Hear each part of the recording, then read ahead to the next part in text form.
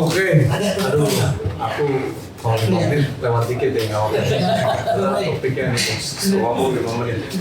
Udah benar. Pertama begini, temanya Bung Rey ini militer dan polisi berpolitik. Tapi saya apresiasi dulu di diskusi jam 11 pagi. Ya kan biasanya diskusi lewat jam 12, dia mulai jam 11 kemajuan. Berarti bangun udah jam 5 pagi. Kalau kritik polisi harus pagi-pagi. Iya, pagi. Hebat nih, saya telat, mohon maaf. Bangunnya harus lebih pagi dari Iya. Pertama gini, ada dua aktor yang militer dan polisi yang dilihat dalam berpolitik. Kalau kita melihat dan membaca studi literatur tentang keamanan dalam beragam buku, itu sebenarnya kecenderungannya narasi tentang politik oleh aktor negara itu lebih banyak berbicara tentang militer ketimbang tentang polisi. Bukan nggak ada. Jadi narasi politik dalam sejarah dunia dan perbandingan konseptual dan negara lain itu lebih banyak berbicara tentang militer dalam kehidupan politik. Bisa baca bukunya Huntington, Alfred Stefan, Michel Childress dan lain sebagainya, itu studinya tentang militer dan politik. Nah namun gitu ya, kekinian diskursus tentang polisi dalam politik juga berkembang. Lalu pertanyaannya kenapa dalam studi keamanan lebih banyak dominan berbicara tentang militer dan politik? Tentu karena faktor geopolitik dan faktor global. Sejak negara ini hidup atau bangsa ini ada dari zaman gladiator, itu orang berbicara tentang bukan polisi Pretorian, tapi orang bicara kalau nonton film gladiator itu memang tentara Pretorian, dibilang tentara politik. Jadi narasi politik dalam aktor keamanan itu lebih banyak berbicara tentang tentara politik. Bisa dilihat dalam film gladiator dan lain sebagainya. Dalam Perang Dunia I juga demikian, karena militer dominan dalam peperangan sehingga dalam ruang politik hidup. Perang Dunia II juga. Pada masa Perang Dingin juga sama. Narasi tentang militer dalam politik itu hidup dalam studi-studi keamanan, sehingga orang melihat tentang studi tentang militer dan politik di Amerika Latin, studi tentang militer dan politik di Asia Tenggara, studi militer dan politik di Eropa Timur, dan lain sebagainya. Karena memang narasi aktor keamanan dalam politik itu konotasi dan kecenderungan kepada institusi militer. Karena militer sebagai organisasi hidup ternyata bukan hanya dalam tugas-tugas profesional saja, tapi juga dalam tugas politik. Jadi genealoginya itu sebenarnya politik itu lebih identik dengan militer. Tapi pasca demokrasi, karena dinamika demokrasi menggeser fungsi-fungsi militer sebagai fungsi pertahanan dan menempatkan polisi dalam ruang-ruang baru gitu ya.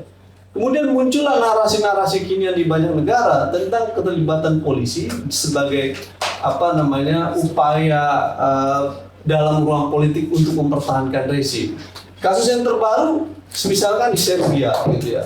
Polisi dijadikan alat oleh rezim untuk menghadapi kelompok-kelompok oposisi sampai kepada level melakukan intersepsi, penyadapan terhadap jurnalis dan organisasi jurnalis. Jadi kalau di Serbia yang kena target sasaran oleh kepolisian selain kelompok oposisi adalah kelompok-kelompok jurnalis tuh oleh di sana. Nah, karena perubahan geopolitik global dari perang dingin gitu ya, yang dulunya militer dominan dalam ruang-ruang politik gitu ya, bergeser menjadi demokrasi, kemudian muncullah narasi tentang polisi berpolitik itu. Nah, ini menjadi menarik menurut saya, dan mungkin kira-kira 15 tahun lagi kita akan banyak baca buku tentang polisi dan politik. Kalau dulu pada perang dingin dan sebelumnya kita banyak baca buku tentang militer dan politik gitu ya. Nah, ini kecenderungan global yang terjadi. Karena itu tema Bung Rey ini agak berat gitu. Militer dan polisi gitu, dalam politik. Nah, pertanyaannya adalah sulit untuk menemukan apa kira-kira faktor yang mempengaruhi dua aktor ini sekaligus secara teoritis untuk kemudian mereka kenapa berpolitik. Untuk militer mudah, tapi untuk polisian kita agak rumit untuk mencari literatur, bukannya nggak ada gitu kalau dicari. Dalam konteks militer, kenapa mereka berpolitik itu kira-kira ada 4 faktor. Pertama ada klaim historis. Di dalam sebuah bangsa yang tentaranya selalu mengklaim sebagai pendiri republik ini atau pendiri negara itu, maka sepanjang itu pula mereka akan berpolitik. Di dalam sebuah negara yang tentaranya mengklaim sebagai tentara rakyat, bukan tentara profesional, maka dia pasti akan berpolitik. Indonesia belum keluar dari klaim itu karena militer masih terus mengidentifikasi diri sebagai tentara rakyat. Dia klaim historical bahwa dia pendiri republik ini dan menegasikan Hatta, Soekarno. Maksud saya tidak melihat bahwa pembangunan kemerdekaan itu juga karena faktor negosiasi oleh kelompok sipil, negosiasi Hatta dengan Komisi Meja Bundar ataupun Soekarno dan lain sebagainya.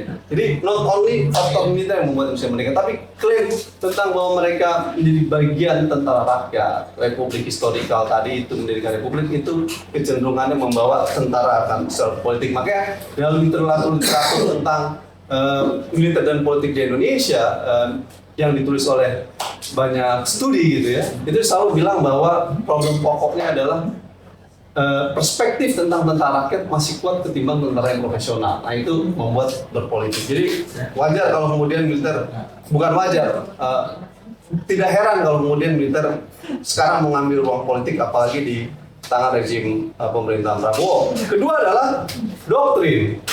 Pasti dibawa dengan doktrin. Dulu ada doktrin difungsi ya kan, bahwa militer juga keterlibatan dalam politik. Sekarang mungkin doktrinnya sembunyi-sembunyi gitu, tidak dilegalkan seperti dulu, tapi sebenarnya sama aja gitu. Sama aja kenapa? Kalau kita perubahan 98 tentang perubahan jati diri TNI yang dipimpin oleh Wiranto waktu ada berapa 9 item, itu sebenarnya hanya menggeser aja. Dalam perubahan reformasi TNI di 98 itu disebutkan TNI tidak lagi di depan tapi di belakang. TNI tidak lagi menentukan tapi mempengaruhi. Jadi sebenarnya sama-sama tetap berpolitik, caranya aja berbeda, modelnya berbeda. Boleh cek tentang jati diri TNI di era 98 yang dia mengalami perubahan tidak di depan tapi di belakang, tidak menentukan tapi mempengaruhi. Nah ini saya ingin melihat kemudian bahwa itulah realitas yang terjadi dalam politik hari ini. Bagaimana kemudian militer dalam realitas politik kemudian mempengaruhi beragam kebijakan-kebijakan politik negara meski mereka tidak mendominasi seperti dulu misalkan menguasai di DPR, punya kursi berapa segala macam, tapi secara politik mereka menentukan beberapa dalam ruang-ruang politik dan akhirnya menduduki jabatan-jabatan sipil tadi dibilang oleh Bung Ray. Yang ketiga adalah faktor ancaman. Sepanjang perspektif ancaman masih inward looking, nggak outward looking, dalam artian perspektif ancaman internal terus menguat, gitu, maka tentara akan selalu berpolitik. Ini studi yang dibuat oleh Research CD sama Alfred Stepan dalam studi di Amerika Latin.